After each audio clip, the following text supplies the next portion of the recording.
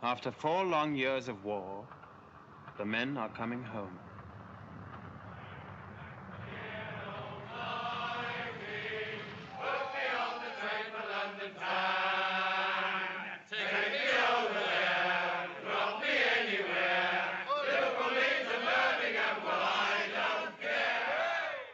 Hundreds and hundreds of houses are becoming homes once more.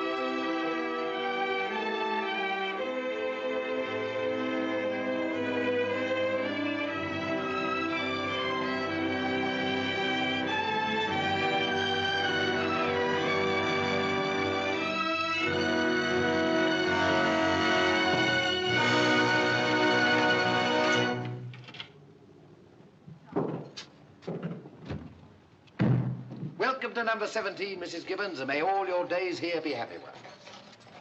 I'll be happy when I've had a cup of tea. Well, you won't have to wait long. Here's the removal bin. You go on in, Mother, and I'll help them off with the stuff. Well, you couldn't have timed it better. You're all right, Governor.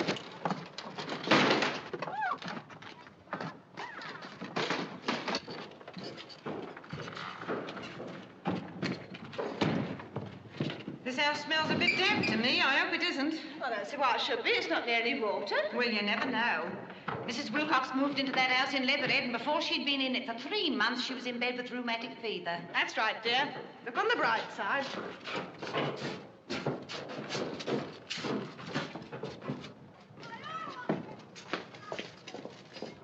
This right? Thank you, pretty dear.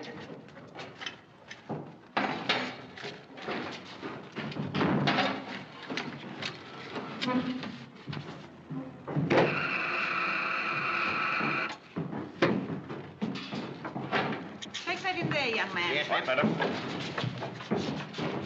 That gas cooker nearly blew me out of the kitchen. It'll only be air in the pipe. Here, put these in the living room. They may need shortening a bit. Oh, I do hope not. Give us a hand with this crockery, Mother. It should have been put in the kitchen. I'm not supposed to move anything at all, you know. Not anything. Oh, come on, Mother. It's not heavy. Give us a hand. You'll feel better when you've had a nice cup of tea. If I ever do have a nice cup of tea. Well, the kettle's on the boil, but Sylvia's not here yet. Sylvia. Well, she had to go all the way to the UK stores, you know. That's quite a way. She wouldn't have had to do that if she hadn't forgotten half the things we told her to order.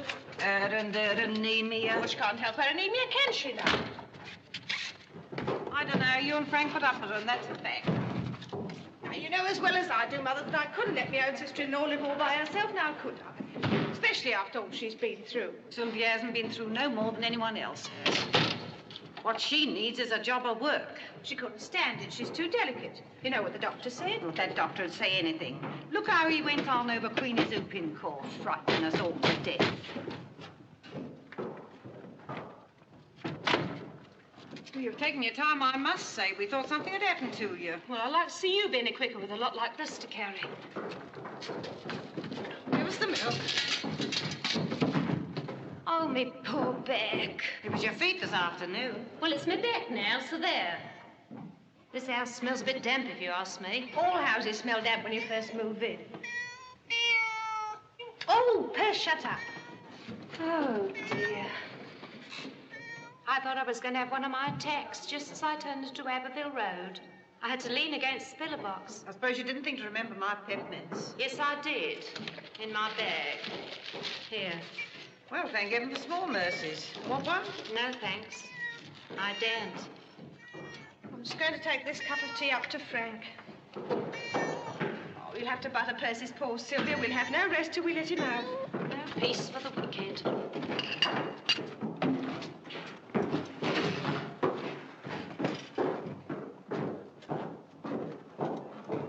Here's a cup of tea, dear. Tom, I've just tacked them up for the time being. I'll put them up properly when we've settled in. Here, you look tired. You've been doing too much. Oh, I'm all right. Well, you've been at it all day, you know. Well, what do you expect me to do? Sit down by the fire and read a nice book? All right, Snappy. Oh, Frank, do you like it? Like what? Well, the house, silly. You haven't said a word. Well, of course I like it. Oh, I can't hardly believe it, you know. It's all been so quick. You coming home and being demobbed. Oh, dear. What's up? I can't get used to not having that awful weight on my mind all the time. How do you mean?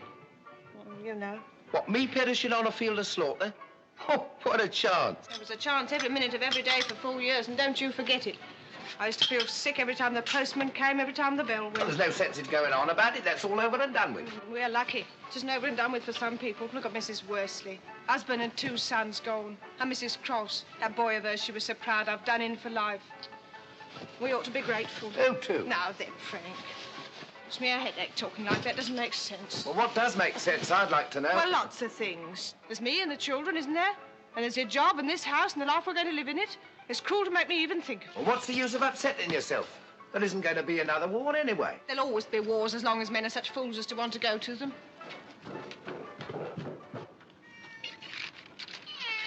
No sense in buttering that cat's paws. He knows when he's well off.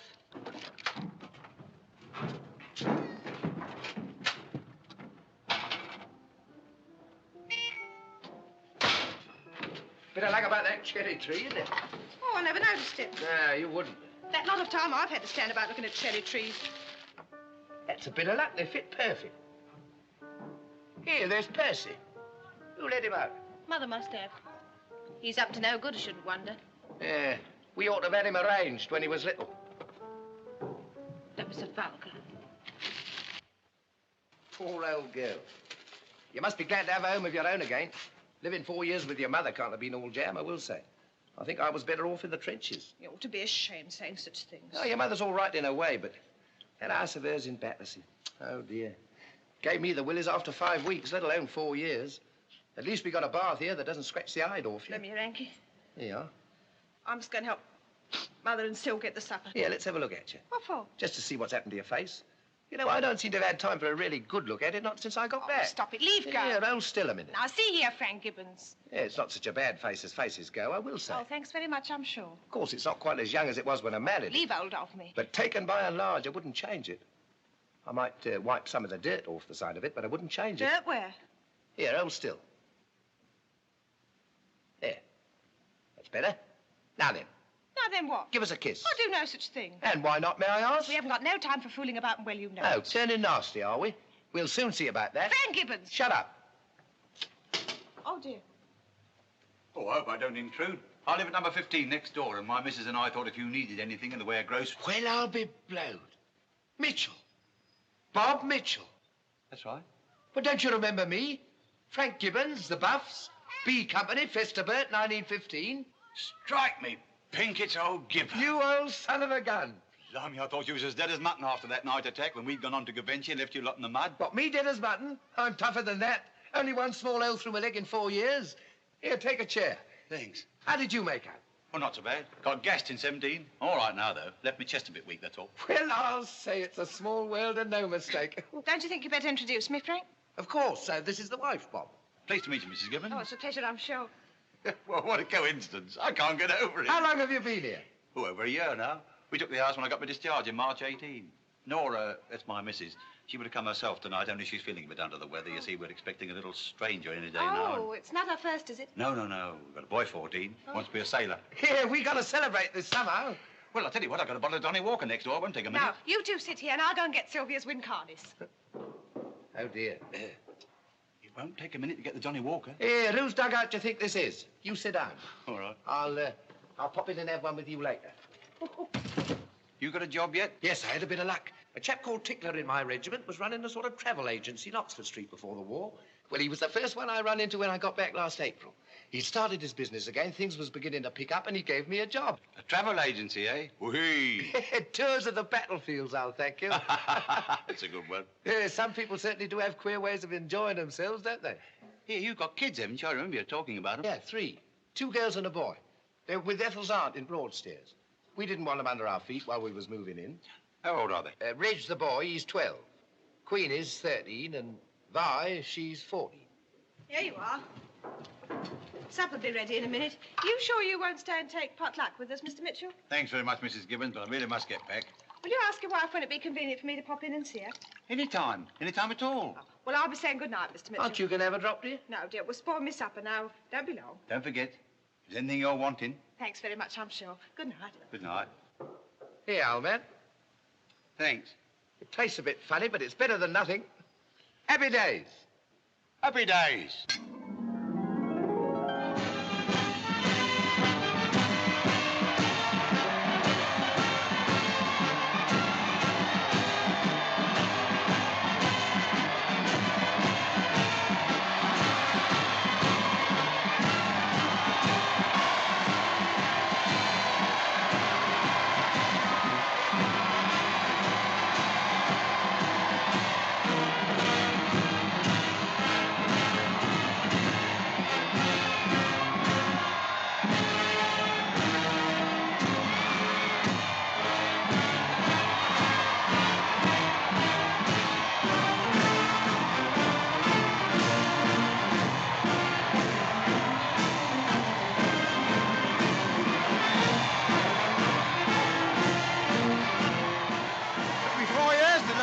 This song. Well, sing it then. Aye? Sing it. Ride along, ride along, ride along.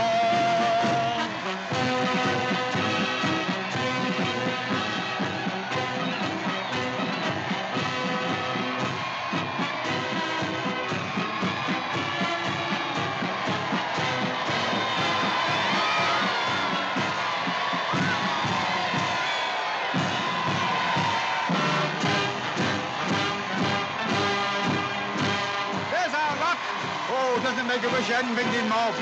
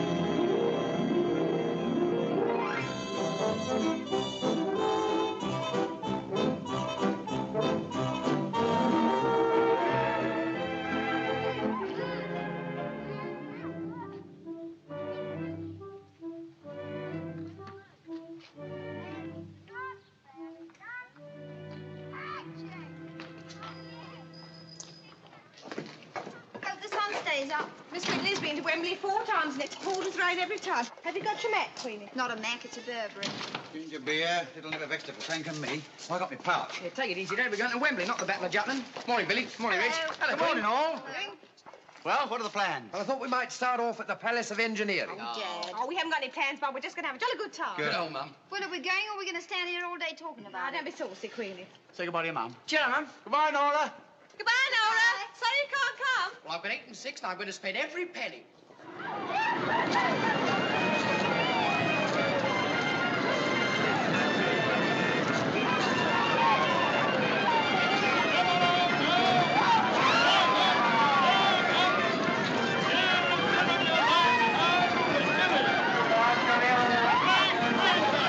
I can't look. It frightens me to death. Don't be silly. They're enjoying themselves fit to bust.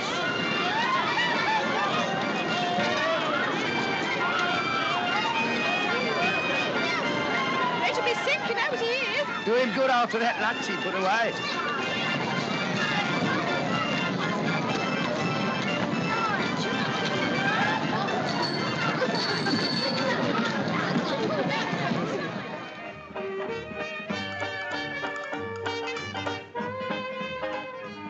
Thank goodness we ditched them. I hate going round in a mob. Yeah, nice to be alone for a bit, isn't it? The water lovely and clear. Look, you can see the bottom. It's a lovely blue, isn't it? Lovely. Are you a good sailor? Don't know. Well, you'll soon find out. Oh, you are awful.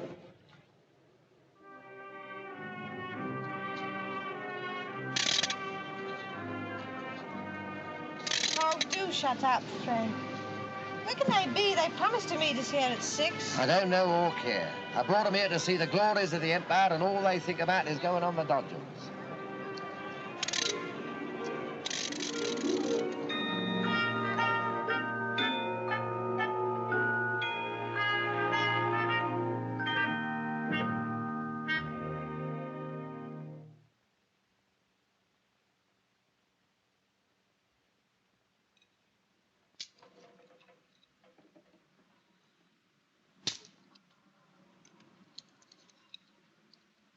Mrs. Whitney's bronchitis is worse, Ethel. They had to have a kettle. Shh. Oh, Frank, give it a rest, do. You've been at it all day. I'd never have given you the beastly thing if I thought it was going to spoil Christmas for the rest of us.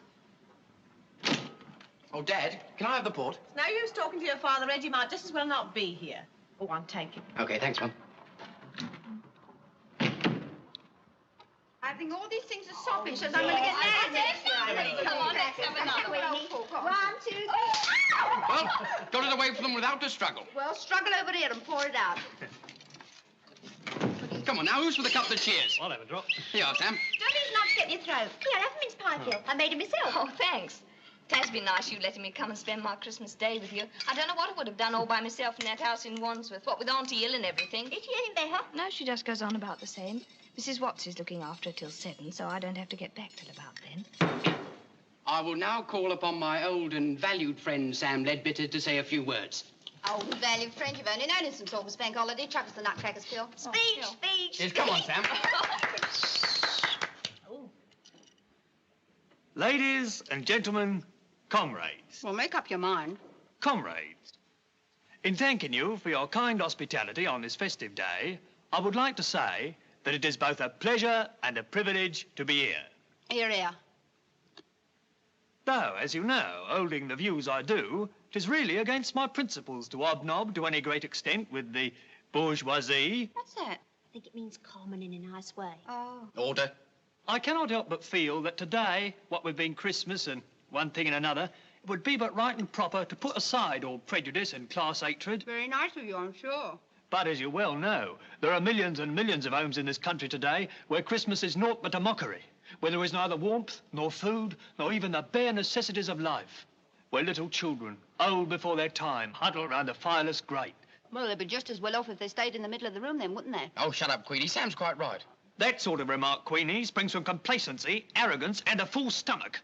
You leave my stomach out of it. It is people like you, apathetic, unthinking, docile supporters of a capitalistic system which is a disgrace to civilization, who are responsible for at least 3/4 of the cruelest sufferings of the world. As long as you can earn your miserable little salaries and go to the pictures and enjoy yourselves, the rest of suffering humanity can go in, can't it?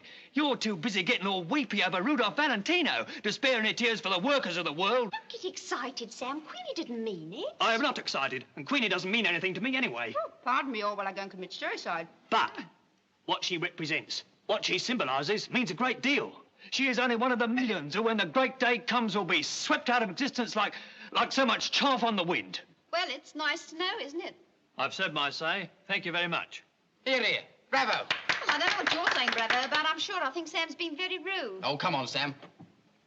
Come up to my room a minute and have a cigarette. Don't let your father catch you. Why, I'm sorry if I was rude. Oh, it doesn't matter, Sam, but you can't expect everybody in the world to feel just the same as you do, you know? Oh, come on, Sam.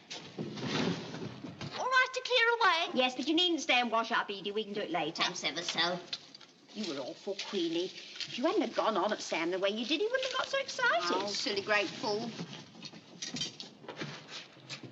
How's your father's neck, Edie? I was up all night poulticing it. Still paining him terrible when I left this morning. They say if you have 1, you generally have 7. Well, this is his 3rd, so we only got 4 more to go. There's some crackers left in the box on the sideboard, Edie. You might care to take them home for your little brother. Get them for her, Queen. Thanks ever so. You are, Edie. You can pile them on the top. Yeah, that's right. Now, you two draw up the sofa to the fire, right? Phil, give us a hand with this. All right, yo. Front door, answer it, somebody. Answer it yourself.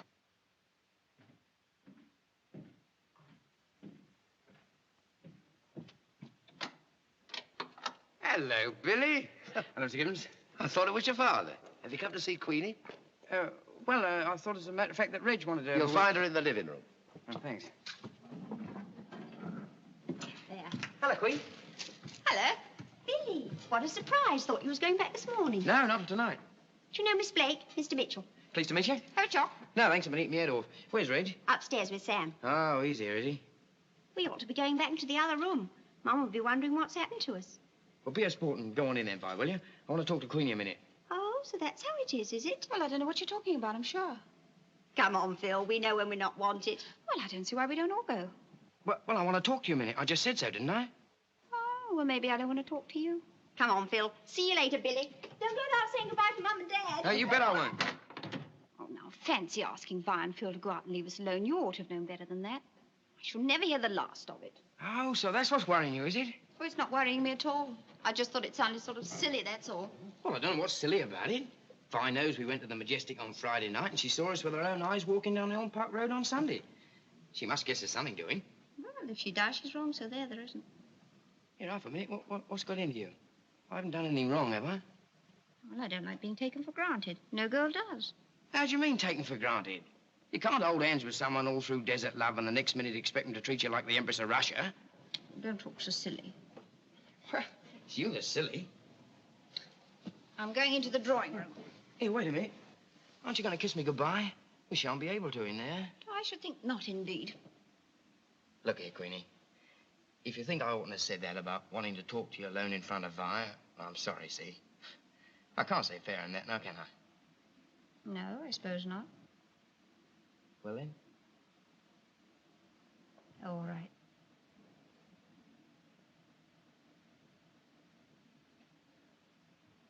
I do love you, Queenie. You know that, don't you? Yes. And I wouldn't do anything to upset you. That is, not meaning to. You know that too, don't you? Oh, Billy. I wish you weren't going away so soon. Will you write to me every now and again? Even if it's only a postcard? Yes, if you're right to me. Oh, that's easy. Promise? Cross my heart. You're the sweetest girl I ever met in all my life.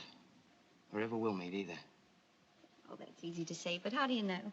What? Whenever you mind, it's true anyway. I say, Queen, a little later on, when I'm earning a bit more, do you think we might have a shot at getting married? Oh, Bill, how do I know? Or you might be in China or anywhere. You might have forgotten all about me by then. More likely to be the other way around. Pretty girl like you working at being a manicurist, talking to all sorts of different fellas all day long. It isn't all jam being a sailor's wife, is it? Well, it wouldn't be so bad, you know, if I get my promotion right and get on.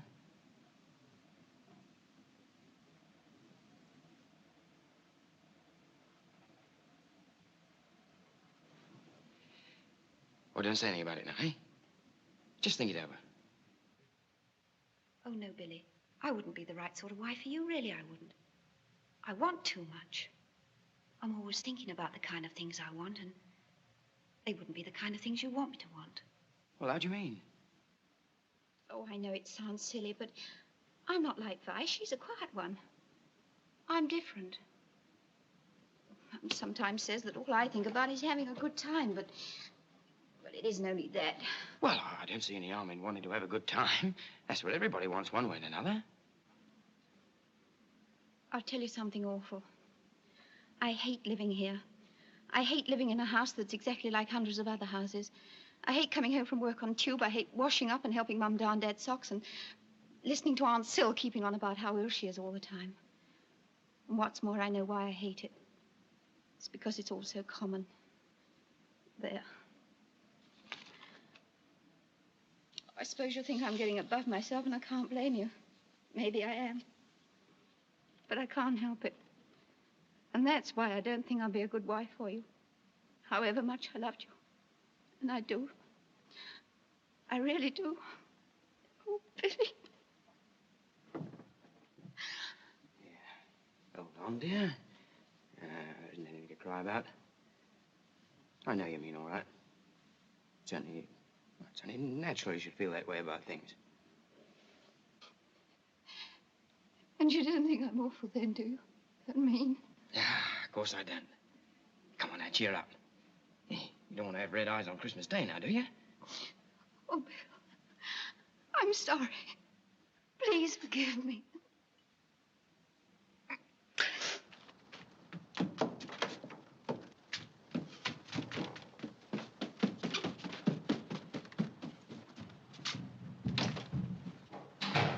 Was that Queenie? Oh, hello, Mr. Gibbons. Yeah, yes, I think it was. Oh, I see. It must be a bit miserable going back to work on Christmas night, isn't it? Oh, I don't know. That's all right once you're there, you know. Aren't you coming into the drawing room? No, thanks, Mr. Gibbons. No, I'd rather not if you don't mind. All right, son. I'll walk down to the gate with you. I could do with a breath of fresh air myself.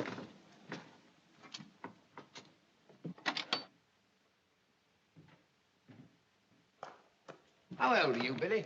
Getting on for 22. Oh, I wish I was. Good night, Mr. Gibbons. Night, Good night, Mr. dear. Mitchell. Good night. Mr. Gibbons, Yes, son? if in 2 or 3 years' time, when I've worked my way up a bit, Queenie and me got married, would you mind? Well, if Queenie wanted to, it wouldn't matter whether I minded or not. She'd get her own way, you know. She always does. Next commission, I may be drafted overseas. By the time I get back, I ought to be earning better pay. Yeah, that is, if I've been behaving myself. Well, what does Queenie think about it? Well, that's the trouble. I think she thinks that being a sailor's wife might be a bit hard going. Yeah, she likes having a good time, our Queenie. But maybe she'd calm down a bit later on. He is open anyhow. If you get the chance, Mr. Gibbons, you might sort of put in a word for me now and again. Right there, son. I'll do my best. Now, go on, up it. Thanks. Good night, Mr. Gibbons. Good night. Oh, and good luck, son. Oh, Mr. Ledbetter, you're just in time to turn over for me. When I was a girl, I played without music at all. He was awfully pleased to put your rat on.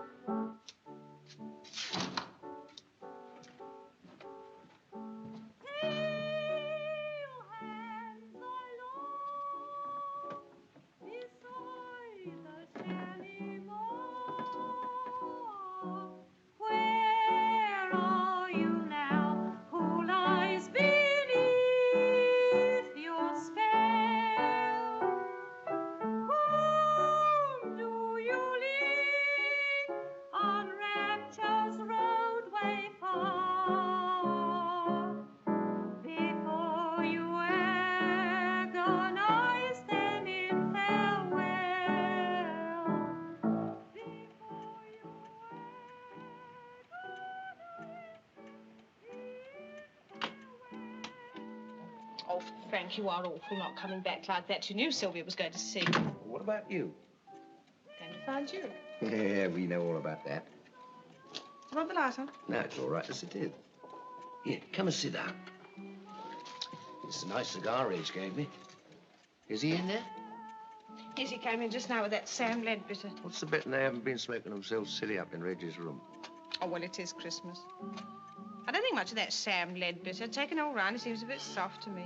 I wouldn't call him soft exactly, but he'll grow out of it. But it's wrong, isn't it, all this down with everything business? Well, there's something to be said for it.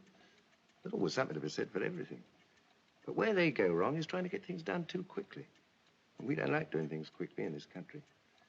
It's like gardening. Somebody once said we was a nation of gardeners. Yeah, they went far wrong. We like planting things and watching them grow, and looking out for changes in the weather. You and your gardening. What works in other countries won't work in this one. We got our own way of setting things. It may be a bit slow and it may be a bit down, but it suits us all right. It always will. I do listen to Sylvia. She's off on Bird of Love Divine now. You know, that always makes Reg laugh. Poor old Syl. We ought to be getting back, really. It'll be tea time in a minute. It's cozy in here. It's got quite dark, hasn't it? Hmm.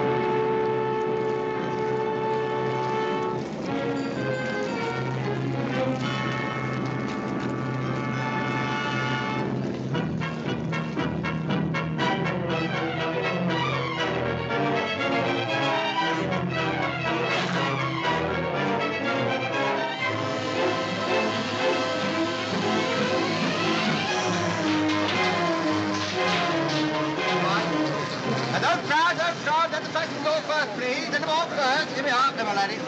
That's right. That's open. All right. Room for two only.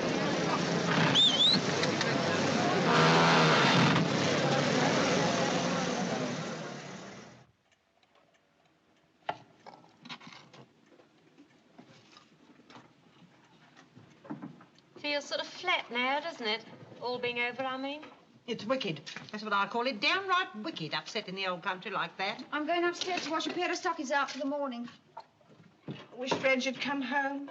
I wish I knew where he was. I'll give that Sam Ledbetter a piece of my mind when I see him. Mr. Rogers says that conditions up north are something terrible. He says the government may have won this time, but next time it won't be so easy. You and your Mr. Rogers. Mr. Rogers is a very clever man. He's been very kind to me, and I like him, so there. Like him? I should just think you did. We get nothing but Mr. Rogers this and Mr. Rogers that from morning till night. I should like to know what Mrs. Rogers has to say about it, I must say. Now, look here, Mrs. Flint, if you're insinuating... You give me a pain, Sylvia. Really, you do. The way you keep on about that man. Just because he pays you a few shillings now and again for designing them Christmas cards and calendars. You're doing nothing more or less than throwing yourself at his head. Mrs. Flint, how can you? Oh, do be quiet, you two. I've got quite enough to think about without listening to you two snapping at each other all the time. Sylvia can go and live with Mr. Rogers for all I care. That's a nice way to talk, Ethel, I must say. Now, look here, Sylvia, I'm tired. See, we're all tired. And what's more, I'm worried to death about Reg. I haven't slept properly since he had that row with his dad and slammed out of the house. If on top of all that I have to listen to you and Mother go on nag at each other about nothing at all, I shall lose my temper, and that's a fact. I'm sure I haven't said anything. Oh, yes, you have. You're always giving Sylvia sly digs about Mr. Rogers. And if he's taken a fancy to her, so much the better. She's old enough to look after herself, heaven knows. And if he murdered his wife and strangled his children and ran off to Australia with her, it still wouldn't be anything to do with you, so shut up. Help me up. Help me up. I'm not going to stay here to be insulted by me. Oh, no, I'm insulting you. Sit down. It's all my fault. I'm in the way in this house. I always have been. You needn't think I don't know it. It's a pity you stayed so long, then. Oh, Ethel, how can you? I'll leave tomorrow. I'll never set foot in this house again. And a good job, too. Oh, bye. Take your grandmother up to bed, for heaven's sake. Come on, Gran, I'll help you upstairs. Stop crying, Sylvia. I didn't mean what I said. I'm an old woman, and the sooner I'm dead, the better. I know you're all itching to see me in my coffin. What all's happening? I thought the strikers had got in. No, it's only your grandmother and Aunt Sylvia as usual. That's right, blame me. Everything's always my fault. Now, Granny, don't upset yourself. It's not work. Have another cup of tea, Mum. It'll back you up. All right, dear. Beg of your Aunt Sylvia a cup. I don't want anyone to put themselves out on my account, I'm sure. Nobody is, Aunt Syl. Here you are, and the sugar's just by you. Here you are, Mum. Okay, dear, you better pop up to bed. It's after 11. No, I'd rather not. I'll wait till Dad comes. He won't be long now. Would you like me to stay up, Ethel, and you go to bed? Oh, no, thanks, dear. I couldn't sleep anyway. Very well. I'll take my tea up with me. That's right, dear. Nothing like a nice cup of tea in bed. Good night, Ethel. Good night, Queenie. Good night. Good night, Syl. Sleep well. Afraid there's not much chance of that.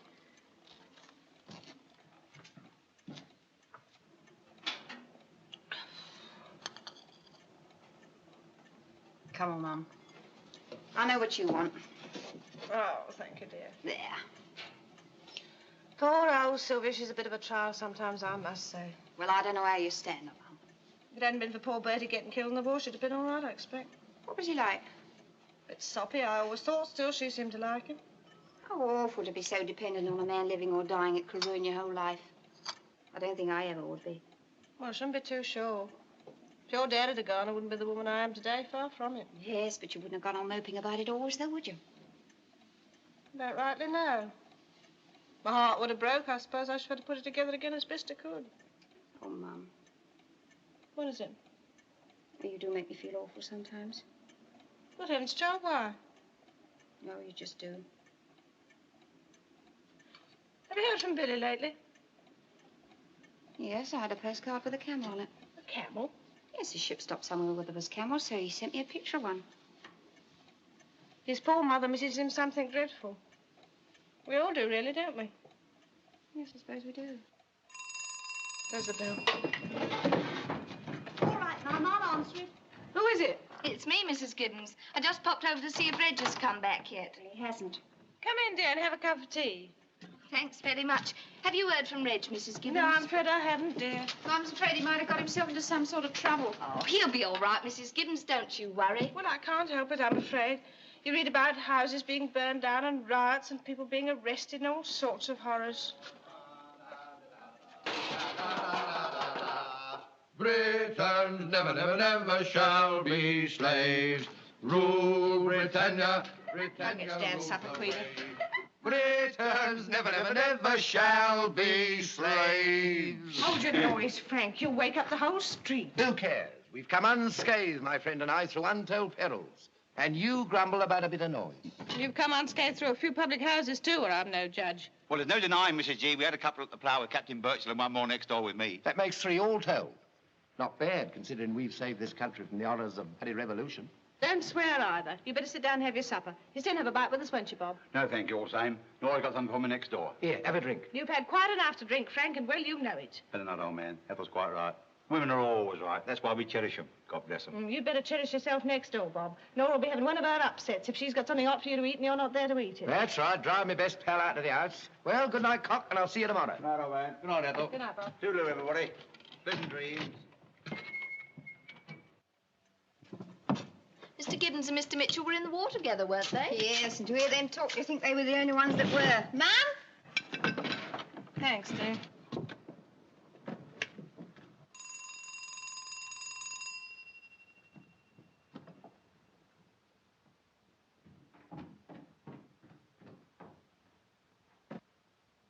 Reg, whatever's happened? He's all right, Mrs. Gibbons. Oh, Reg, whatever have you done to yourself? Now, don't fuss. My mum all right? You're as white as a sheet. You better go straight up to bed. There's a bit of trouble on the Whitechapel Road, and he got hit by a stone. That was yesterday. What was he doing in the Whitechapel Road yesterday or any other time? Oh, hello, Phil. What are you doing here? Just came over on my bike to find out where you were. Oh, I see. Thanks. What's going on here? It's Reg. He's been hurt. It's nothing serious. I took him to the hospital last night, and the doctor said it was only a graze. This is all your fault. You know that, Sam, don't you? Now, shut up a minute, Vi. Do you feel all right, son? I feel fine. You needn't worry about me. Oh, well, that's good news anyway. Don't go for him tonight, Frank. He looks wore out. I'm not going for anybody. I'm going to finish my supper. Well, I think I'd better be getting back now. All right, dear, but be careful how you go. There's sure to be a lot of people about tonight. Good night, Vi. Good night, Queenie. Good night, all. I hope your head will be better in the morning. Yeah. Thanks for coming round. See you tomorrow. Oh, all right. Good night, Reg. Good night, Sam. Thanks. I think I'll be getting along, too. Not till you've heard what I've got to say, you're not. Now, listen, Sam Leadbitter. Reg thinks you're wonderful. He's younger than you and easily led. You've been filling him up with your rotten ideas till he can't see straight. There may be a lot of things wrong, but it's not a noisy great gas bag like you that's going to set them right. And the next time you come here on a Sunday evening and start pawing me about and saying love's the most glorious thing in the world for rich and poor alike, you're going to get such a smack in the face you'll wish you'd never been born. Well, if that's the way you feel, there isn't any more to be said. You're dead right. There isn't. Go on. Get out. I don't ever want to see you again as long as I live.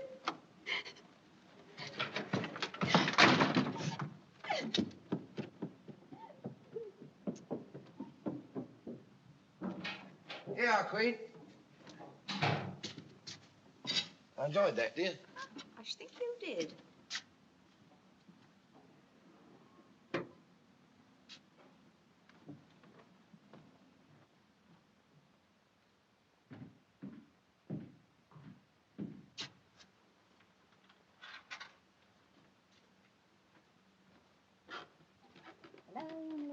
Queenie, Yes, Dad? No problem. get Percy in and lock up the back. I've done the front door. All right, Dad. Good night, dear. Drives the two of us. Da-dee-da-da. Pass? Pass, pass, pass. Oh, well, stop out then. Oh, promise me you won't be too hard on him tonight. Frankie looks really dunny. You leave this to me, Ethel.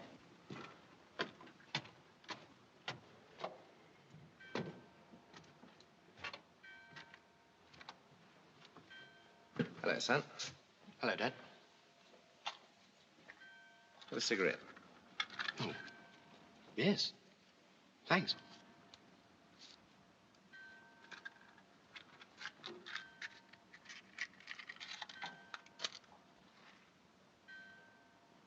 Thanks, Dad. Well, let's have it and get it over with. Well, that's easier said than done. You and me don't quite see things the same way, do we? No, I suppose not. It's a pity, too, and I don't see what there is to be done about it. Have you got any ideas? Well, I'm not a kid anymore, you know, Dad. I'm grown up now. Yeah, I realize that all right. Oh, I know you think that everything I believe in's wrong. Now, that's just where you make a mistake, son. I don't think any such thing. You've got a right to your opinion, same as I got a right to mine. Anyone with any sense knows all about the injustice of some people having a lot and other people having nothing at all. But, you know, where you make a mistake is blaming it all on systems and governments. You've got to go deeper than that to find out the cause of most of the troubles of this world. And when you've had a good look, you'll see, likely as not, that good old human nature's at the bottom of the whole thing. Yes, well, if everyone had the same chance as everybody else, human nature would be better, wouldn't it? Well, it doesn't seem as though we're going to get a chance to find that out, does it? Looks like a bit of a deadlock to me. Oh, it's no good talking, Dad. You don't understand, you never will. Well, you're right there. Arguing never got anyone anywhere.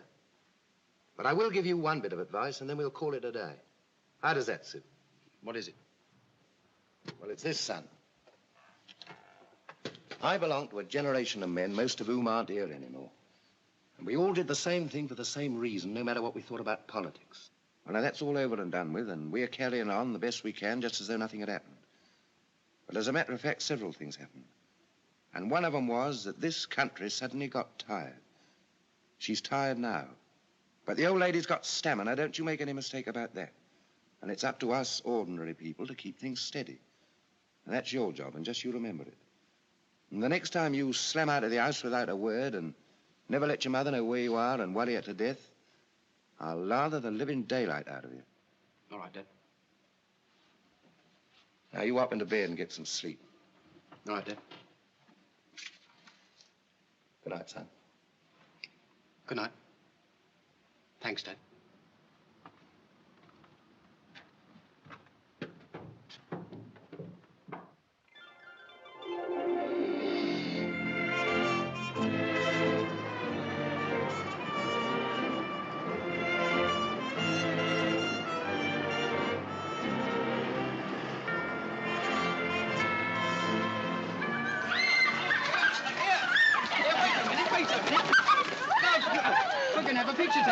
Come on. Yes, come on.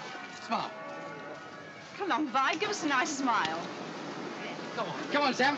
We haven't got much time, so come on. Now, love, it's no use crying. You'll make your nose red. Besides, it looks as though we've got to get used to having weddings in our family.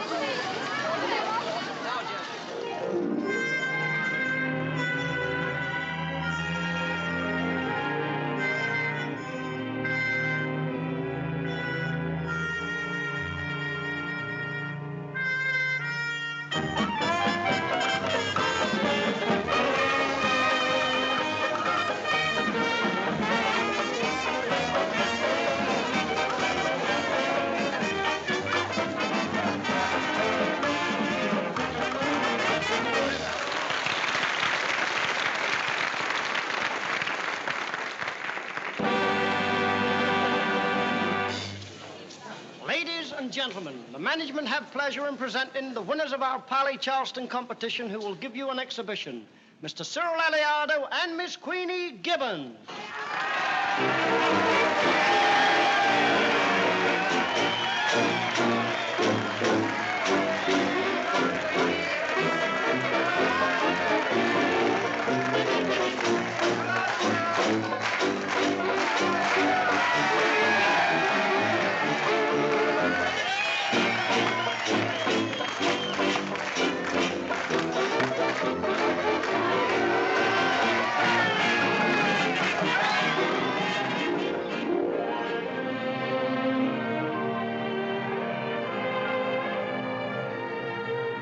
Ninepence on the right, 1 and 3 on the left. That's all at 9.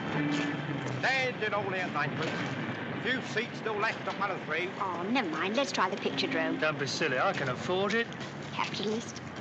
Seats at 1 and 10 and 2 and 4. Queue at ninepence at 1 and 3.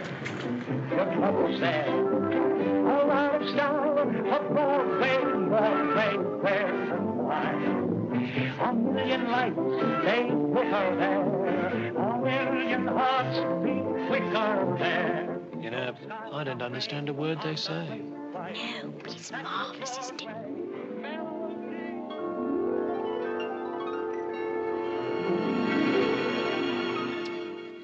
Well, the cutting down the Navy and they're cutting down the Army. The only thing they don't seem to be cutting down is the unemployed. Isn't it awful about poor Mrs. Flint's dress? Well, what's the matter with it? Percy's been curled up on it all night, covered it with hairs he has. The whole house has been in an uproar ever since 8 o'clock. Well, we don't have weddings every day, but we do it. No, but we're not doing too badly. Here, I must go and dress. Do you mind if I change the cloth a No, minute? give me a hand, Edith. Thanks ever so.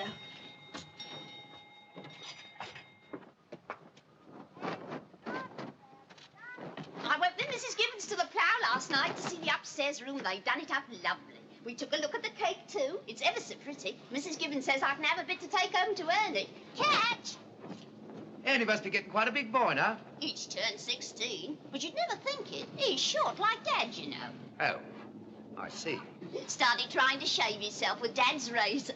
You'd have died of laughing if you'd seen him. Did he cut himself? Not badly, just took the top off 1 or 2 spots. Morning, Frank. Hello, Bob. Well, you got a nice day for it. You said it. It rained cats and dogs when I got married. How's Nora? Oh, a bit more cheerful this morning. Doctor says you won't get no better nor no worse neither. Just stay about the same. Where's the happy bridegroom? The happy bridegroom's been locked in the bathroom for the last hour. Anyone would think he hadn't had a wash for a month. Ah, well, natural anxiety, old man. I say it's a bit posh going to the south of France for honeymoon, n'est-ce pas? Oui. Oh, Dad, come up here a minute, will you? I want some help with my tie. Righto, son. I'll see you later, Bob. Right. How you feeling, Reg? Nervous? My legs feel a bit funny.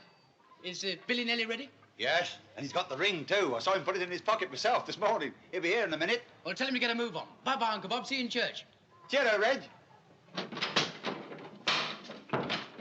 Sorry, Dad. That's all right, son. Which tie do you think, Dad? The bow or the long one? Let's have a look. Try the bow. It's more dressy. I'm no good at tying these things, Dad. All right, well, I'll give you a hand. Well, son. Well, Dad? I suppose I ought to be giving you a few bits of fatherly advice, by rights. What about, Dad? Well, there's the facts of life, for instance. I could probably tell you a few things about them. Yeah, I'll bet you could at that. Reg. Yes, Dad? And I'll trouble you to wipe that innocent look off your face before I say what I've got to say. Yes, so what have you got to say, Dad? That's right. Make the whole thing easy for me. I don't know what you're talking about. Well, I'm not talking about anything yet. All right, fire away. Well, would you say, taken by and large, that you've been a good boy on the old since you've grown up? It depends on what you mean by good. Now, you know quite well what I mean, so don't talk so soft. Women? Yes. Oh, I've had my little bits of fun every now and again. You haven't ever got yourself into any sort of trouble, have you, and not told me about it? Oh, no, Dad. Marriage is a bit different, you know, from just having a bit of fun. Yes, I expect it is. Women aren't all the same, you know, not by any manner of means. Some of them don't care what happens so long as they have a good time. Marriage isn't important to them, beyond having the ring and being Mrs. whatever it is. But your mother wasn't that sort, and I don't think Phyllis is either. She's a nice girl, and she loves you a lot. I know, Dad. And when a woman loves a man that much, she's apt to be a bit oversensitive, you know. It's well to remember that. I'll remember that, Dad. Just you go carefully. Be gentle. You've got a long time together, all your lives, I hope. And it's worthwhile to go easy and get to know each other gradually. And if later on, a long time later on, you should get yourself caught up with someone else, well, just see to it that Phyllis doesn't get hurt by it. Put your wife first, always. Anything that's liable to bust up your home and your life with your wife and your kids, well, it's just not worth it. You remember that and you won't go far wrong. All right, Dad, and thanks a lot. Yeah. I can only hope that you will have as good a wife as I have. I can't say more than that, can I? No, Dad. Well, I better be getting myself dolled up. And good luck, son. Oh, Dad, how does this look from the back? Don't worry, old man. You look gorgeous. Hello, Billy. Oh, it's you, is it? And about time, too. You know, we're going to be late. Here, give us a brush. All ready for the ball and chain? You're too ruddy cheerful by half. Well, of course I am. I'm a sailor, aren't I? All sailors are bright and breezy, you know. It's in the regulations. You must be the life and soul of your ship. Oh, I am. Only the other morning the Admiral sent for me. Mitchell, he said, make me laugh. So I told him the one about the parrot. Mitchell, he said, the ship's yours. Well, what shall I do with it, I said. Scuttle it, he said, and cut his throat from ear to ear. Have you got the ring all right?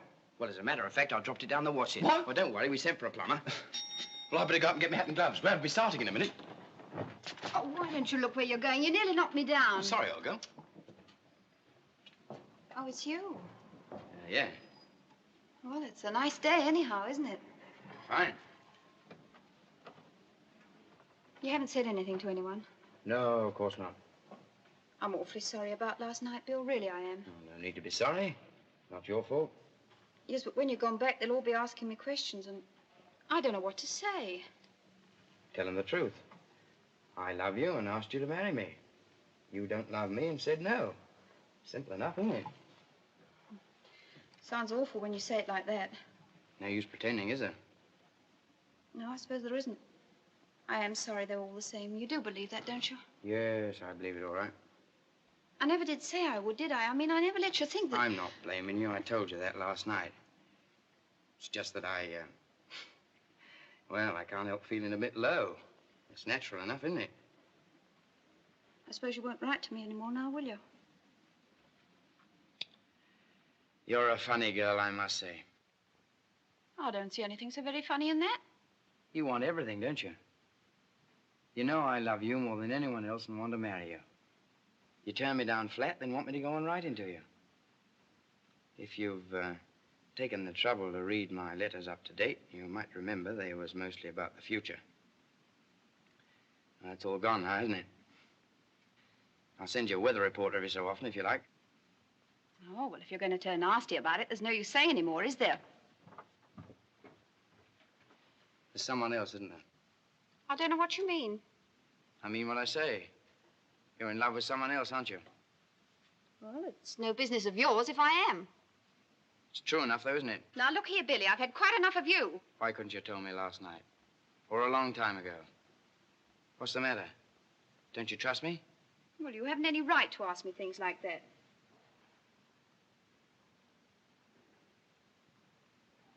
Now, listen here, Queenie. We've not seen much of each other on account of me being away at sea. But you've known all the time that I was thinking of you and hoping that as the years went by, you might grow out of some of your highfalutin ideas and think me good enough to be your husband. All that gives me the right to ask you anything I like. No, it doesn't. Is there somewhere else or isn't there? Yes, there is, if you must know, so there. Are you going to marry him? No, Why not? that's my affair. Is he married already? I wish you'd leave me alone. Is he? Yes, he is. Now are you satisfied? Oh, Queen. You're an awful fool. I do wish you weren't. Who are you calling a fool? People can't help their feelings. No, but they can have enough sense not to let their feelings get the better of them. Oh, what you're doing is wrong, whichever way you look at it. There's your mother and father to start with. It'll break their hearts if they ever find out about it. Then there's the man's wife, whoever she is. You're laying up trouble there. But most important of all is you. You won't get much out of it in the long run, and don't you fool yourself. Oh, you're not that kind of a girl, really, whatever you may think. Looks to me as if you're on the way to mucking things up all around. For yourself and everyone else. Thanks very much for the lecture. You're right. No good me saying any more. I'll go up and talk to Reg.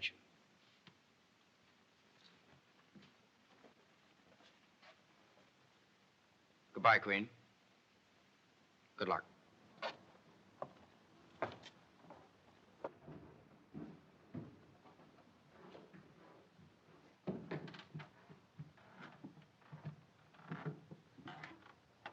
These boots are giving me what for, all right. If they're like this now, what are they going to be like by the evening?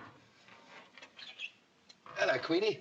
You been talking to Billy? Yes, and a couple of weddings in 1 year is a bit too much of a good thing, if you ask me. Yeah, well, here's hoping you get off soon and make the third. I'll never be a bridesmaid again anyhow, as long as I live. Look at this dress and the hat. Well, you've done something to it, haven't you? You bet I have. I wasn't going to wear it as it was. But you look different from all the others. So I should hope. Oh, Marjorie will be upset. She and Phil took such a lot of trouble. They don't know anything about clothes, either of them. Well, thank heavens none of the girls at the shop can see me looking such a sight. Yeah, it seems to me they must be a pretty fancy lot, them girls at your shop. We're always being told what they like and what they don't like. All right, Dad, there's no need for you to be sarcastic. Don't snap at your father, Queenie. I don't know what's come over you lately. Nothing's come over me. I just don't like looking common, that's all. I shouldn't worry about that if I was you. It can't be helped. You don't believe in people trying to better themselves, do you? Just because you're content to stick in the same place all your life and do your bit of gardening on Saturday afternoon in your shirt sleeves. Don't you dare speak to your father like that. Living in a suburb and doing your own cooking and washing up may be good enough for you, but it's not good enough for me. I'm sick of this house and everybody in it. I'm not going to stand it much longer. You'll see. You're a wicked, ungrateful girl. You ought to be ashamed of yourself. Well, I'm not so there. If it wasn't for being Reggie's wedding day, I'd lock you in your room till you came to your senses. Well, a few years ago, we had Reg nagging at us because we were living on the fat of the land while the poor workers were starving. Now we have Queenie turning on us because we're not grand enough for her. I don't know what's wrong with our children, Ethel, my girl. It strikes me that Vi's the only one who's got any real sense. Vi's different from me, can't you see? She always has been. She doesn't like the things I like or want the things I want. She's perfectly happy in that mangy little flat of hers doing her own housekeeping and making her own clothes. She likes bossing Sam about, too. Oh, he's a changed man since he married her. And a good job, too. Seems to me all the spirit's gone out of him. He's just like everybody else now, just respectable. Well, what's the matter with that? Oh, nothing. What's the good of arguing with you? You don't understand what I'm talking about. Well, don't waste your breath on us, then. We are as we are, and that's how we're going to stay. And if you don't like it, well, you can lump it. But one of these days, when you know a bit more, you'll find out that there are worse things than being just ordinary and respectable and living the way you've been brought up to live. But in the meantime, as long as you're with us, I mean, your mum and me'd be much obliged if you keep your tongue between your teeth and behave yourself. Now, you better pop upstairs, slap as much paint on your face as possible, and do the girls at the shop credit. Go on, op it. Thanks very much, I will. There now. She'll be snapping our heads off for the rest of the day. We spoilt her when she was little. We've always spoilt her. Oh, it's not only that, Frank. She's upset about something, sort of strung up. She has been for a long time. I wish I knew what it was.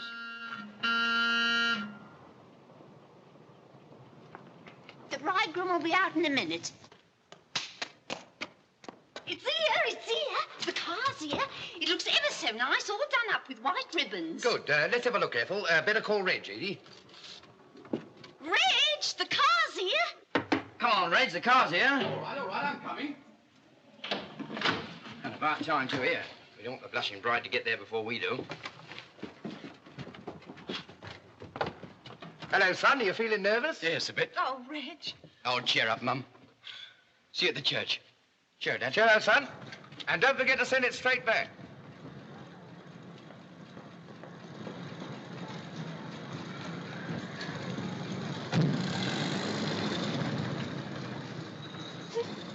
Now, come off it, Ethel. There's nothing to cry about. I can't help it. Oh, you make your nose red. I don't mind if I do. He's our only son, isn't he? And he's going away from us, isn't he? It's enough to make any woman cry. Well, they'll be back from the honeymoon in 2 weeks and living just round the corner. Oh, it's all very fine for you. You didn't bring him into the world and hold him at your breast. I should have looked a proper fool if I had. You don't know anything about it. You haven't got any feelings. Now, come on now. Stop crying and put your hat straight.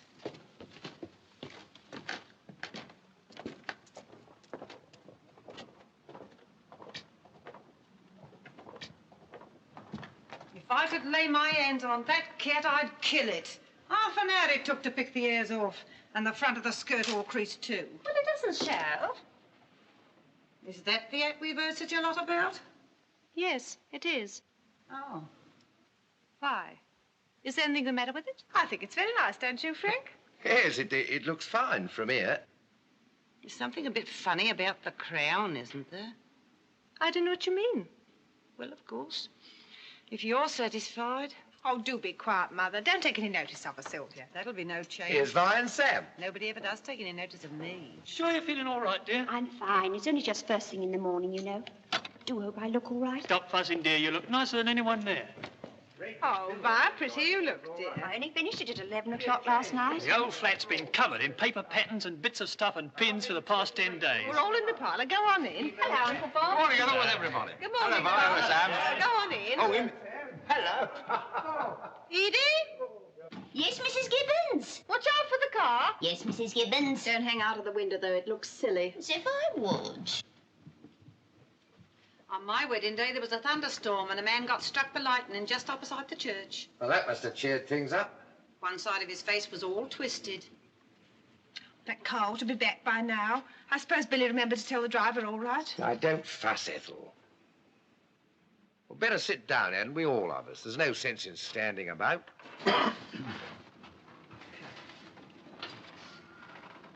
Oh, Mrs. Baker and Miss Whitney have just come out of number 12. Got up to kill there. Miss Whitney, stuck-up thing. It seems only yesterday. What does, Mother? The day you and Frank was married. I can see your poor Aunt Connie now, coughing her heart out in the vestry. It was only 3 months after that she was taken. That's right. I should be lucky if I last out another year. Oh, dear, oh, dear.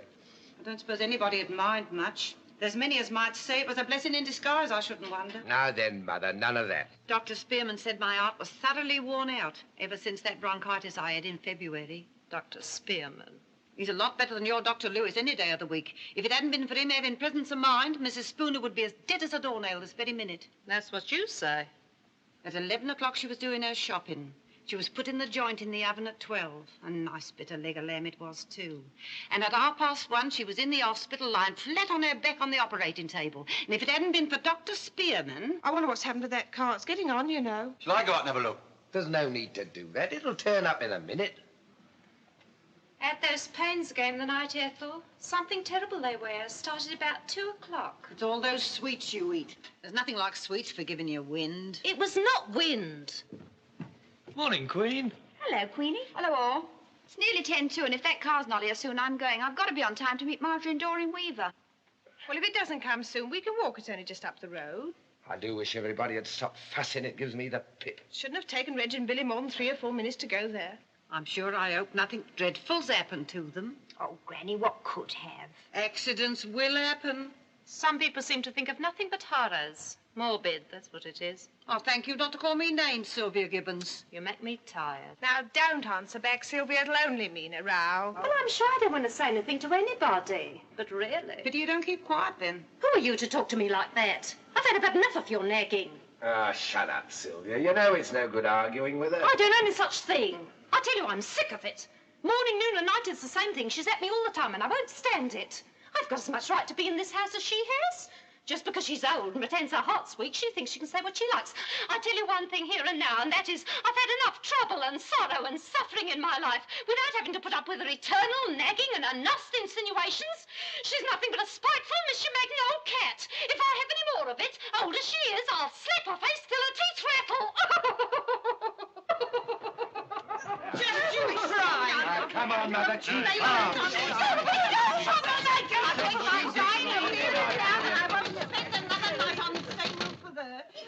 It's back! The car's back! Now, come on, Mother. It's time to go to the church. Come on, Granny, you come with me. I'm all right. You better, dear. You know what you are, and it's quite a long service. We'll take her to the outside one, Vi. It's quicker. I tell you, I'm all right. Come on, everybody. The driver says he's got a funeral at 12:30. Oh, shut up, Edie. Me boa. Me feather boa, it's gone. I've lost me boa. Oh, yes,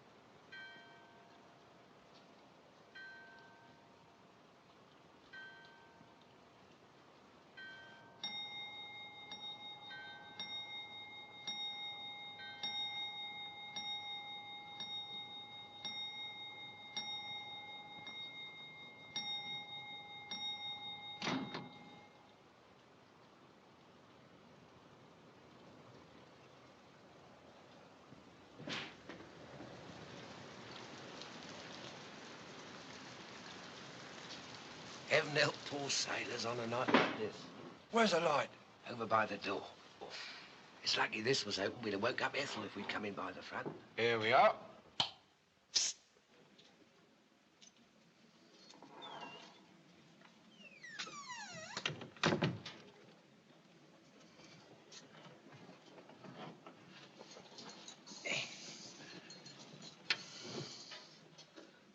Now then.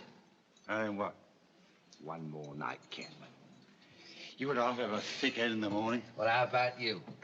I'm past care now. That's right. Say when. Hey, go easy. Hold it while I put the soda in. Your eyes look terrible. All swimming. Well, never you mind about my eyes. Yours don't look so good for me, eh? Oh, dear. Now I've wetted my Victoria Cross. Yes, don't you wish you had one? Yeah, a fat lot of good it'd have done me if I had. I'd like to take this opportunity of saying that my old regiment is the finest in the world. Next to the East Surreys, it is. Here's to the Buffs. Here's to the East Surreys.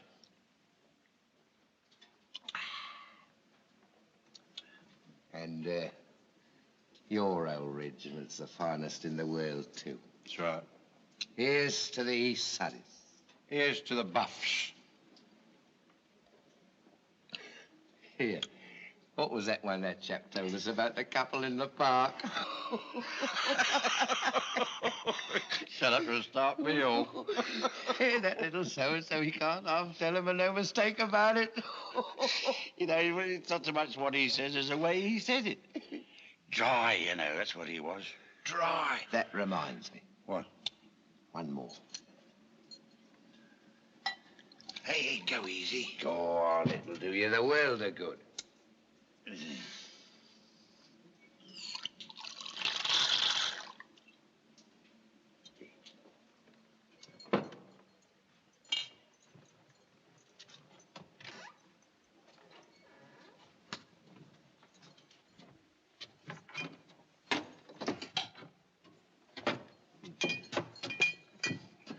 We won't half look silly if Ethel catches us. Well, it's my own house, isn't it? I can do as I like in it. An Englishman's home is his castle. Bungo. Bungo. Here, have you heard from Billy lately? Yes, he writes once a week. He's in Malta now. Good old Billy. He's a fine boy. You know, I haven't said much about it, but I've often thought that maybe Billy and Queenie might wonder. Queenie, she gives me a headache, all her airs and graces. A good hiding's what she needs. That wouldn't be any use. Girls get like that. No doing anything with them. I think Billy'd stick to her whatever she did. How do you mean? He just loves her, that's all. It's funny, isn't it? Having kids and seeing what they grow up like. I'll be pushing off in a minute. Here, have one more for the road. The road? I've only got 3 yards to go. Yeah, well, we don't have a binge like this every day of the week. It's a strange world, no mistake. You know, I was thinking tonight, looking at all those chaps in your regiment, one or two of them looked a bit under the weather. Yeah, we've been lucky. You said it. I wonder when the next war will be. Not in our time, or our son's time, thank heaven. Bank on that. How couldn't it be? Everyone's disarming. We are. Well, there's a good old League of Nations. Yeah, well, they don't seem to have stopped Japan turning nasty. Japan? Who worries about Japan? Nice long way off, that's one thing. Yeah, well, a lot of trouble can start from a long way off. Don't you worry your head about Japan. We've got a nice new government now, and everything in the garden's lovely. Stanley Baldwin. Ramsay MacDonald. There you are, now you've done it. Oh, dear. Oh, I wish you could see your face. Yeah, quiet a minute. Listen. Yeah, I better off it. That's right. Leave your best pal to face the barrage alone. Pull yourself together, we're for it. Chest out. Chin up.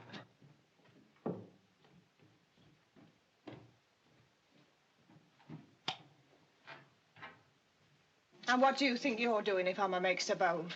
Bob was just going home. Oh, just going home, was he? Sorry I woke you up, Ethel. I suppose you know what the time is, don't you? Well, who cares? Time was meant for slaves.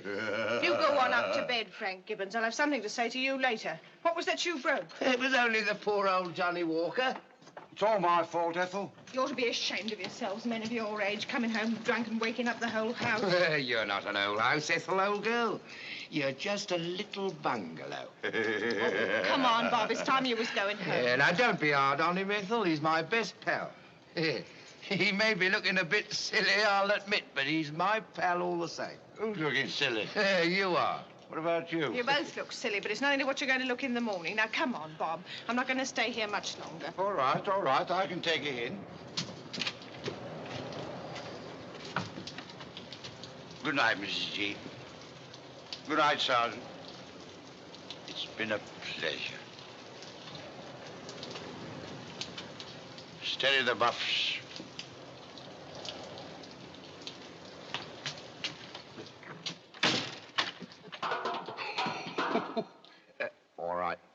All right. You don't have to say nothing. I know. Now, stop it, Frank. The next time you go to a regimental dinner, you can go to a hotel afterwards and sleep it off. I won't have it, do you hear? This is my dining room. This is not a bar parlour. Go on. Get up to bed and don't make a noise either.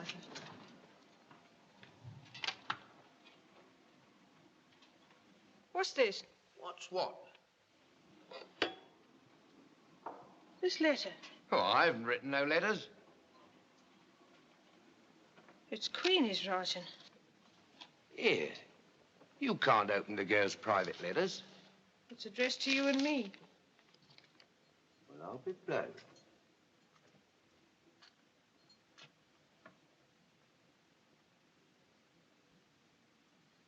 She's gone. Read it.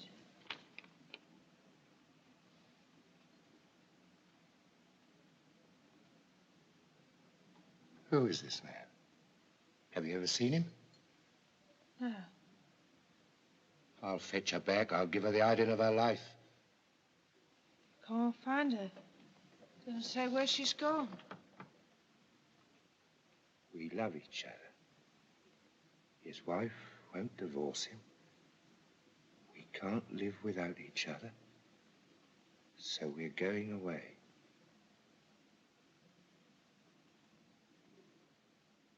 This is our fault. We ought to have known something like this would happen. We let her have her own way too much ever since she was a child.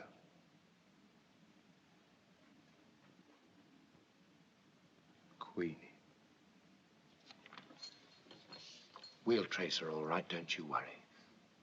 We'll find out who the man is through the shop. It must have been there that she met him. We'll get her back. I don't want her back. She's no child of mine. I never want to see her again as long as I live. Don't talk like that, Ethel. I mean it. I've done my best to bring her up to behave respectable, to be a good girl, but it hasn't been any use. If she loves this man that much, maybe it was too strong for her. Maybe she couldn't help herself. You don't see what she's done same way as what I do you? Oh, I don't know. You and me never have quite seen eye to eye about what's right and what's wrong. You'd have her back tomorrow if she'd come, wouldn't you? But I wouldn't. You've always encouraged her, told her how clever she was, let her twist you round her little finger. All I've done is to try laughing at her instead of scolding her. Well, you've got something to laugh at now, haven't you? Don't go for me, Ethel. She's my girl as well as yours. I'm not going for anyone. I've done my best. I can't do no more. You can't stop loving the girl all at once, even if she has done wrong. I can try. What's the sense in that? It's nothing to do with sense. It's how you feel. I've never seen you like this before. Hard as nails you are. What did you expect me to be? Oh, I don't know. I suppose you've never cared for Queenie as much as you did the other two. It's not fair to say that. It's true, though, isn't it? No, it's not.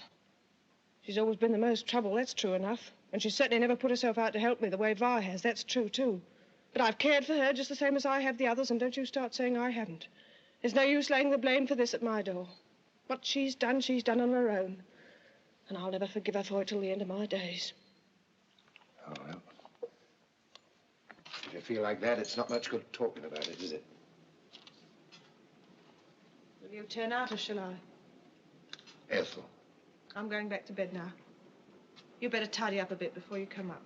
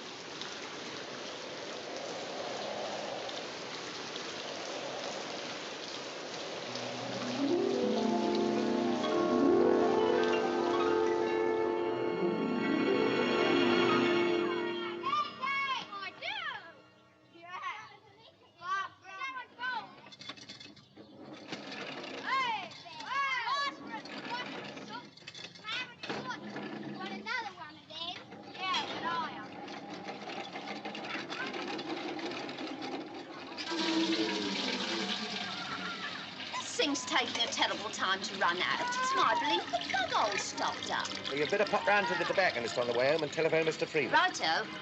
How long before tea's ready? About 5 minutes. The kettle's on. Here are the two things.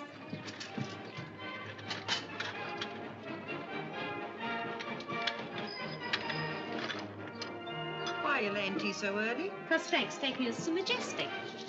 I wish somebody had turned that wireless off. It's getting on my nerves. Evan would have it playing all day, just because Reg gave it to her. Skies will fall next, I shouldn't wonder. You doing something I asked you without grumbling. Now, Mrs. Flynn, don't start. It was a lucky day for all of us when you met that Mrs. Wilmot. Well, we won't argue about it, will we? You're not as touchy as you used to be, flying off at the least thing. I'm very glad, I'm sure. You haven't had one of your headaches for weeks, have you? No, I have not. There you are, then. Well, perhaps you'd sooner have me as I was before. Not sleeping a wink at night and suffering and being in error. In what? Error. Oh, so that's what it was. And you needn't sneer at Mrs. Wilmot either. She's a wonderful woman. She must be to make you believe there isn't anything the matter with you. It's what I've been saying for years. Well, then we won't say anything more about it, will we? We will if we feel like it. Sylvia, Yes, Frank? tell Ethel to start tea without me. I got one more bed to do. Where is she? Upstairs, laying down. Frank's been a changed man since Queenie left. I haven't noticed much difference. Do you think she'll ever come back? She'll have a piece of my mind if she does, bringing disgrace on all of us. He had a letter from her the other day. How do you know? Well, it came by the midday post, along with that letter I had from Mrs. Wilmot. I recognise the handwriting. Think he told Ethel? Oh, not very likely. It had a French stamp. Disgusting. What was disgusting? Gracious, Ethel, what a start you gave me. What was disgusting? A French stamp. A French stamp? What are you talking about? About the letter that Frank had from Queenie. Oh, were you? Then it was from Queenie. You know perfectly well I won't have Queenie's name spoken in this house. She's gone her own way, and that's that. She doesn't belong here anymore. I always knew that girl had come to no good. Once and for all, Mother, will you hold your tongue? I'm sick and tired of you and Sylvia gabbing and whispering behind my back. Here's the tea. You coming over the table, or shall I bring it to you? I'll stay here. The less I open my mouth, the better. Where's Frank? In the garden. He said to begin without him.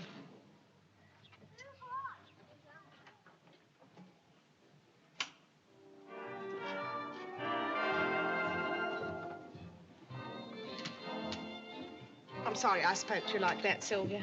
Oh, it doesn't matter, I'm sure. I dropped off to sleep in my bed this afternoon, had a bad dream. What was it about? I can't remember. Woke up with feelings as if the world had come to an end. Well, they say dreams go by contraries. Yes, they do, don't they? I'm going to take Frank his tea into the garden. Once he starts watering, he'd go on all night if we'd let him. I wonder who that is. I don't know. Might be Reg and Phil. Oh, can't be. They've gone to Stephano's with that friend of theirs. Hello, Vi. Why, Vi? Whatever's the matter? Where are Mum and Dad? In the garden. Pete ran me upstairs. There's been an accident. It's Reg and Phil. I've got to tell Mum and Dad. What's that? What sort of an accident? What happened? They were in Reg's car. A lorry came out of a turning. Are they badly hurt?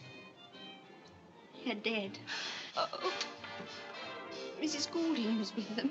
She knew I had a telephone, so she rang me up from the hospital. She was in the back and got thrown out. Please take Granny upstairs. I must tell them alone. Don't cry, Auntie Sylvia. They'll hear you.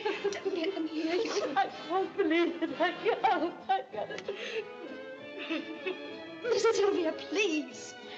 Bye.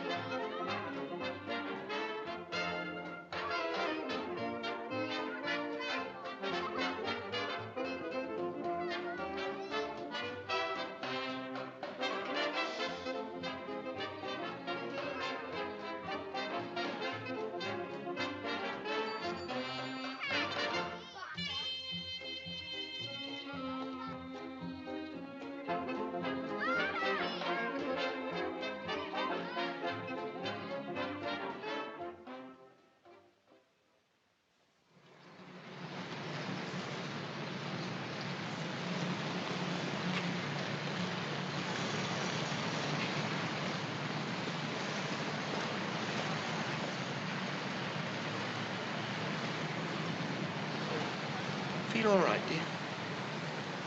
Yes, thanks. What are you thinking about? Oh, nothing. Fancy a cup of tea? Yeah, which I could always do with a cup of tea. Let's go up to the corner house at Marble Arch. Right.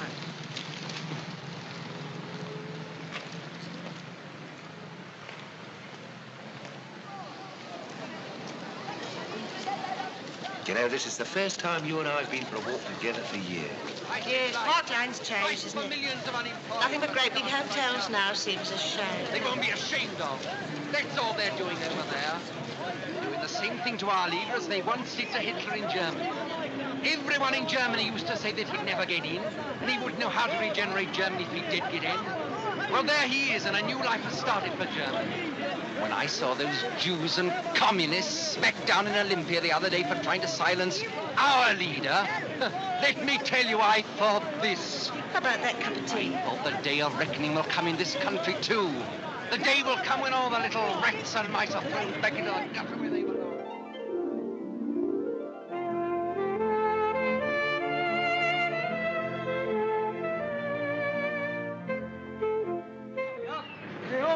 Election result paper. Election result paper. Election result paper. Election result paper. Election result paper. All the late election results paper. All the late election results by the late paper. Election result. Election result. It looks as though it's going to be a walkover, old man. Landslide. Veritable landslide. Best thing that could have happened. Hope you're right. Conservative gain. Here are 3 more election results. Swindon Division of Wiltshire. W.W. Wakefield, Conservative. 20,732. Ah, there's a face you can trust.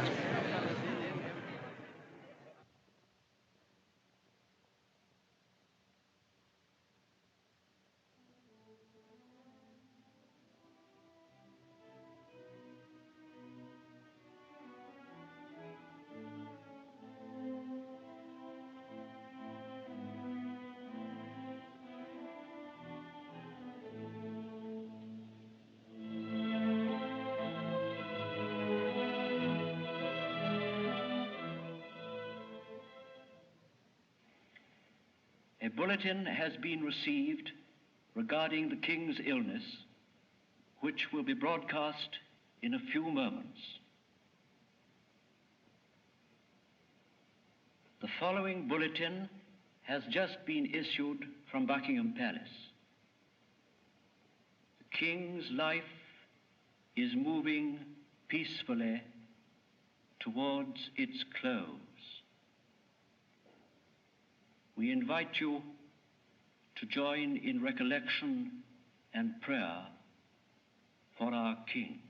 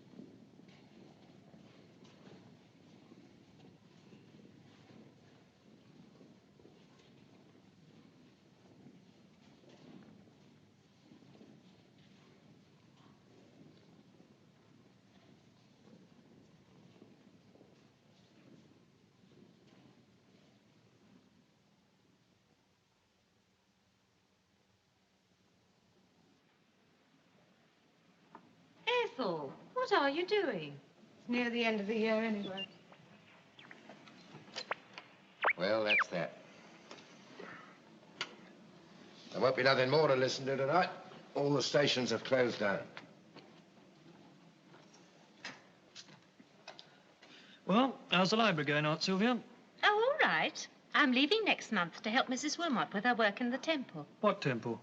The Temple of Spiritual Radiation. Oh, I see. We'll have to be going in a minute, Vi. I'll pop up and get my hat. I left it in Mum's room. How are the children, Sam? Well, Sheila's all right, but Joan's been a bit seedy. Doctor told us to keep her in bed for 2 or 3 days. Did he indeed? Well, I suppose if you believe in doctors, it's best to do what they say. Well, it stands to reason they know a bit more about it than we do, doesn't it? No, I don't think it does. What would you do if you broke your leg? I suppose you'd send for a doctor then, wouldn't you? I wouldn't break my leg. But if you did, if you were run over through no fault of your own? Well, I should certainly send for treatment. Well, there you are, then. You don't understand, Sam. Of course, there's no reason why you should. You haven't studied the matter, have you? No, I haven't. It wouldn't be surgical treatment I should send for. It would be spiritual treatment. Would that heal a compound fracture? Certainly. Frank, where's Ethel? She's in the kitchen. We miss Edie, and that's a fact. I've tried to make Ethel get someone else, but she won't. There's not so much to do since Mrs. Flint passed on. Now, don't talk so soft, Sylvia. Mother died, see? First of all, she got flu, and that turned to pneumonia. The strain of that affected her heart, which was none too strong at the best of times, and she died. It's nothing to do with passing on at all. How do you know? I know it's only your new way of talking, but it gets me down, see? What are you shouting about? I'm not shouting about nothing at all. I'm merely explaining to Sylvia that Mother died. She didn't pass on, pass over, or pass out. She died. Dad, you do make me laugh. You do, really. Not a fit subject to talk about, anyway. Come on, Sam. We better be going. Good night, Mum. Good night, dear. Good night, Good all. night, dear. I'll come to the door with you. Where's Archie, Ethel? Asleep in the kitchen. He's been out once tonight. As a mouser, Archie knocks poor old Percy into a cocktail. I think I'd go to bed now, Ethel. All right, dear. How about the washing up? Oh, that's all right. Frank and me will do it. I was looking a bit peaky, wasn't she? Oh, she's worried about Joan, I think. Ah, she'll get over it. Remember the trouble we had with Queenie when she was tiny? Yes, I do. Sorry, I forgot. You're lucky. You're a funny woman, Ethel, and no mistake. I expect I am. Whereas God made us, I suppose there's nothing much to be done about it. Well, I wouldn't be so sure. Being bitter about anybody isn't a good thing, let alone if it happens to be your own daughter. I'm not bitter. I just don't think about her anymore, that's all. That's one of the things I don't believe. Well, let's talk about it anymore, shall we? I wish you'd get someone else in place of Edie. I don't need anyone now. There's only the three of us. What anybody ever wanted to marry her for beats me. No reason why they shouldn't. She was a good girl and a good worker. Exactly the reason I married you. She may not be much to look at, I said to myself, but there's a worker if ever I saw one.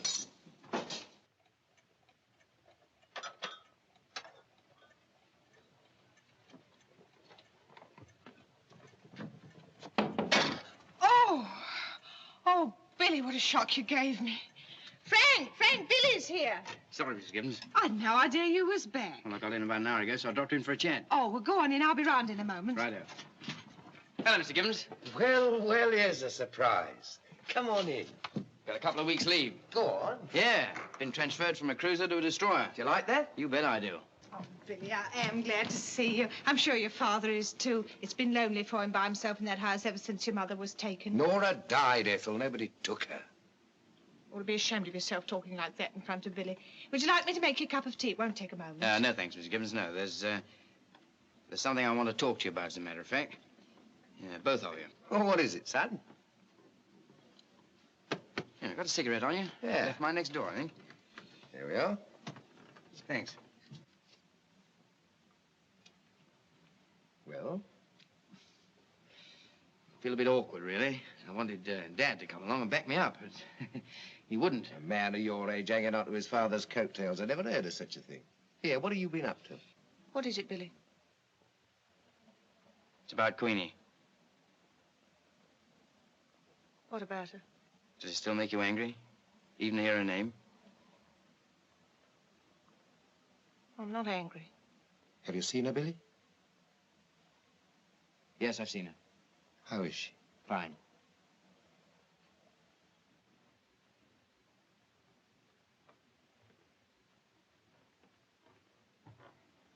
Oh.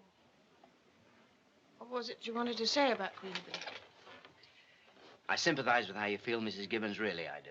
And what's more, she does, too. She knows what a wrong she did in going off like that, and it didn't take her long to realize it.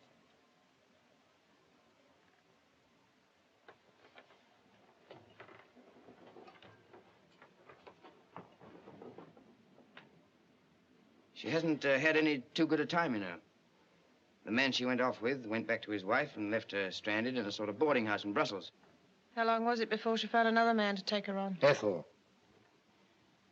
Long time. Over 3 years. She's all right now, then, isn't she? Yes, she's all right now. What sort of a bad time did she have? How'd you mean? Trying to earn a living for herself, you know, getting in and out of different jobs.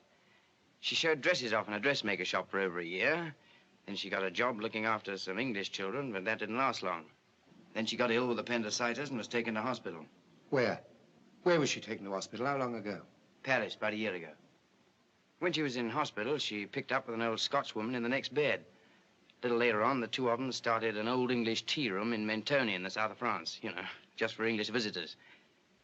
That's where I ran into her by accident. We were doing a summer cruise, and the ship I was in laid off there for a few days.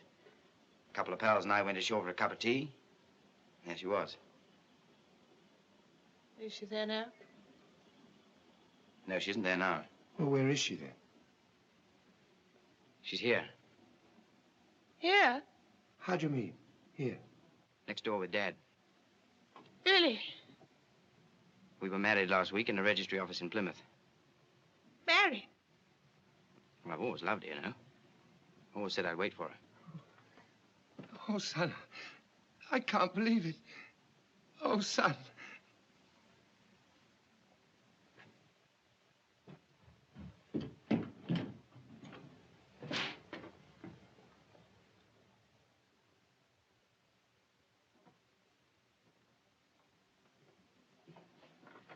You'll forgive her now, won't you, Mrs. Gibbons? Don't seem to have much choice, do I? I always thought you'd like to have me for a son. Better late than never. That's what it is, isn't it? Better late than never.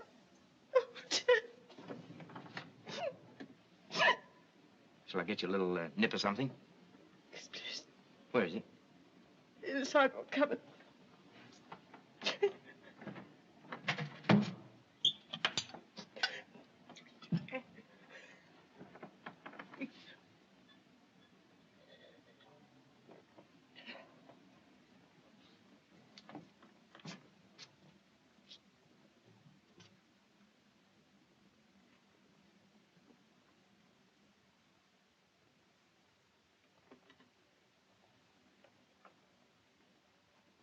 Hello, Mum.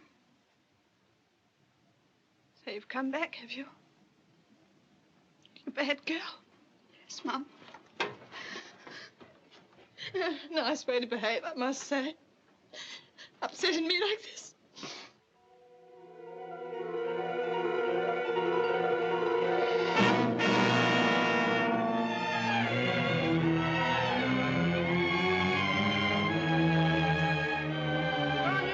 Chamberlain flies to Munich. Read all about it. Paper. Chamberlain flies to Munich. Paper.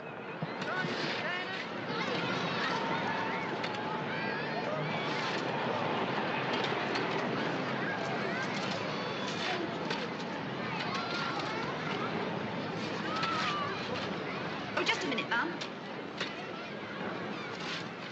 Well, I must say, I'd just as soon be bombed on my own 2 feet as crouching down in one of those. Well, you've chosen a nice time to be born, I will say.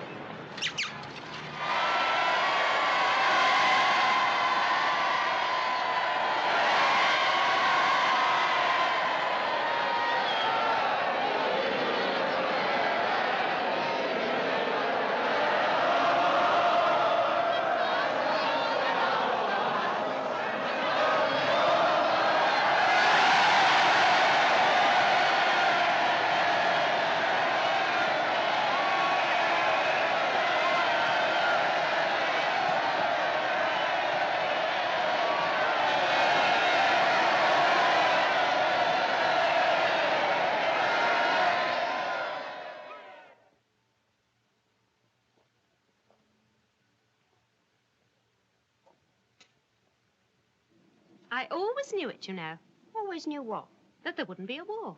Well, I thought there would be, I must say. Otherwise, I shouldn't have sent Sheila and Joan down to Mrs. Marsh in Dorset. I know you did, dear. Your mother was worried, too, about Queenie and little Frankie. But I wasn't. Neither was Mrs. Wilmot. Fancy that now. Mrs. Wilmot laughed outright when the woman came to try on our gas mask. Take that stupid thing away, she said. Just like that, quite simply. Woman was furious. I'm not surprised. Hello, Vi. Good evening, Frank. Where's your mother? In the kitchen. She's been upstairs with Queenie and the baby. Nothing wrong with his lordship, is there? Oh, no, he's fine. Queenie's not feeling any too good, so she went to bed. Oh, I'll pop up and see her in a minute. Did you say anything of the crowds? I did. We heard him arrive at the airport on the wireless. So did I. Sam's meeting me at the Strand Corner House a little later on. We thought we'd have a look at the crowds. Ought to be exciting. It's exciting, all right, if you like seeing a lot of people yelling their heads off without the faintest idea what they're yelling about. Oh, how can you, Frank? They're cheering because they've been saved from war. Yeah, I'll cheer about that, but it's proved to me. You wouldn't care if there was another war. You're one of those people who think it doesn't matter that millions and millions of innocent people should be bombed. Just because you enjoyed yourself in the last one. Now, listen here, Sylvia. Don't you talk to me like that, because I won't have it, see? I did not enjoy myself in the last war. Nobody but a fool without any imagination would ever say that he did. And I do not think it doesn't matter if millions and millions of innocent people are bombed. So you can get them stupid ideas out of your head to start with. But what I would like to say is this. I've seen something today that I wouldn't believe could happen in this country. I've seen thousands of people, British people, mark you, carrying on like maniacs, shouting and cheering with relief for no other reason but that they've been thoroughly frightened. And it made me sick, and that's a fact. And I only hope to goodness we've got guts enough to learn one lesson from this. And we shall never find ourselves in a position again where we have to appease anybody. All you men ever think about is having guts and being top dog and killing each other. I'm a woman. I don't care how much we appease so long as we don't have a war. War is wicked and evil and vile. Them that live by the sword shall die by the sword. It's more blessed to give than to receive. Well, I don't think it's more blessed to give in than receive a nice kick in the pants for doing it. You're a warmonger. That's what you are, a warmonger. Judging by the heavy way you're breathing, Sylvia, I should say you was in error. You're no brother of mine. I don't ever want to speak to you again.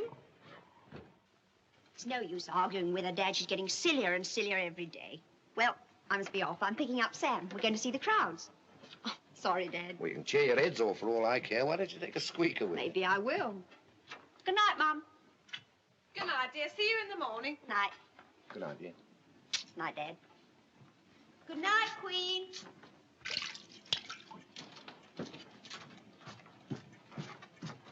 I brought my boots. Well, you'll have to clean them yourself. I've got my hands full as it is. How's Queenie? Oh, she's all right. You'd think nobody'd ever had a baby before. She had a letter from Billy this afternoon. He wants her to join him at Singapore after Christmas. But the baby won't be old enough to travel. Or she'll leave him here.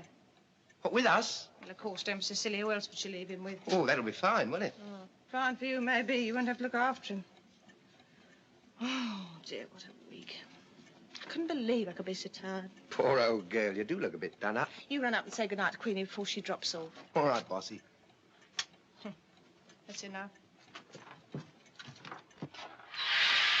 Oh, I'm expecting Bob to pop in and have a farewell binge. Give me a shout, dear, when he comes, will you? Binge, indeed. One small one's all you're going to have, my lad. I'll have to come and take the bottle away from you myself. I'd like to see you try.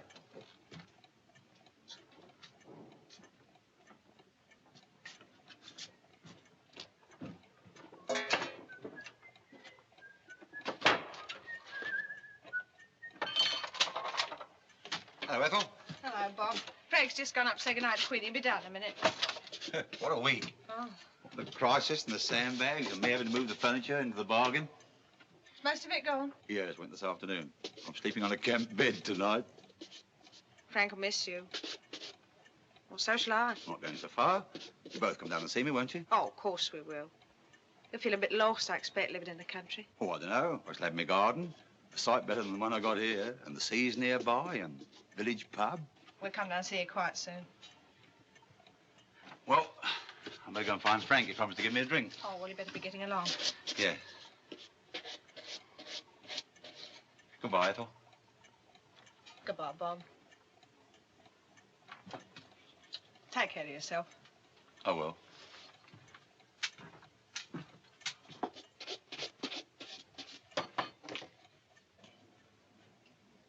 Do you remember the first night we moved in?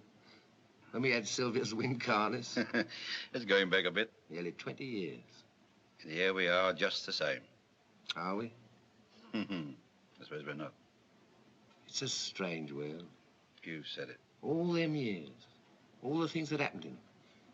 I wouldn't go back over them again for all the rice in China, would you? Not on your life. Do you remember that picnic? The Box Hill in 1923? When you got as tight as a tick and fell over and sprained your ankle? Whatever made you think of that? I don't know, I was just thinking.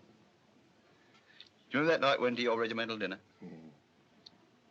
That was the night Queenie went off. Yeah, Reg was alive then. Maybe about a year before. I wonder what happens to rooms when people give them up. Go away and leave the house empty. How do you mean? I don't know. I was thinking about you going away from next door after all this time. And me and Ethel going away too pretty soon. I'm wondering what the next people that live in this room will be like.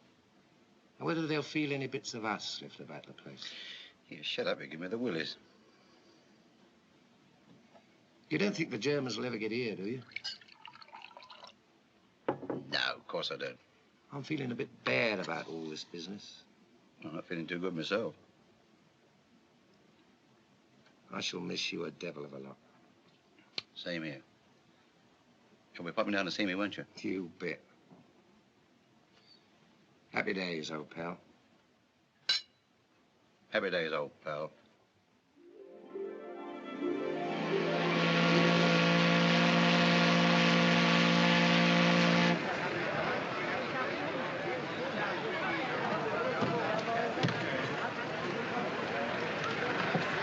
Now, don't you worry about little Frankie. We'll take care of him. And don't forget to give my love to Billy. No, Mum. Your luggage is all aboard, and I've seen the steward, and you've got a cabin all to yourself as far as Marseille. Don't fuss, Frank. That's us. We'd better be going. Goodbye, dear. All visitors ashore. Come on, please. Goodbye, Mum. Goodbye, dear. Take care of yourself. Be a good girl. Stand clear of the gangway. And don't forget to send us a postcard with a camel on it. No, all right, Dad, I won't. Oh, Mom. Don't let Frankie start that.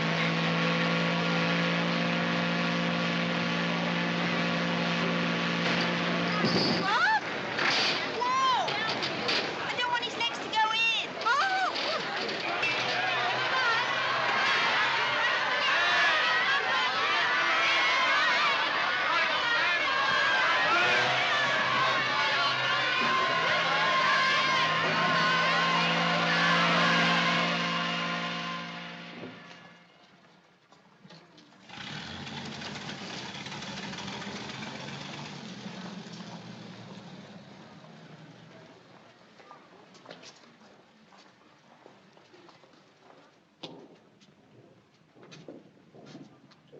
Well, that's that. I never thought we'd get it all in. How's his lordship? Oh, he's fine. I gave him that postcard Queenie sent with the camel on. He liked it. He's dribbling, dirty boy. Well, I expect you dribbled when you was his age. I do still if I happen to drop off in the afternoon. Oh, that's nothing to boast about. Bit snappy, aren't we? Who wouldn't be with all I've had to do today? Poor old croc. Oh, now then, Frank, we haven't got no time for fooling about. Now, that's just where you're wrong. We got all the time in the world. Have it your own way. I shall miss that garden. Well, it's your own fault. You're the one who's wanted to move. I know. You'll have the balcony anyway. You can put window boxes all round. Window boxes. You know, sometime a bit later on, when I stop working, we might take a little place in the country, mightn't we? When might that be, may I ask? Oh, I don't know, in a few years, maybe. We'll see about that when the time comes. You know, I think you'd like the country. I know you're frightened about it being a bit too quiet, but when people get older, they don't mind so much about being quiet. Not all as old yet, you know. Funny, isn't it? What is? Well, you'd think when you take everything out of a room, it'd look bigger. But this one looks smaller. I should be glad to be out of it. So shall I. Sorry to, though, in a way. Yeah. Well, we better be going. It's been a long time, hasn't it? Yeah. I don't mind how many flats we move into, where we go or what we do, so long as I've got you.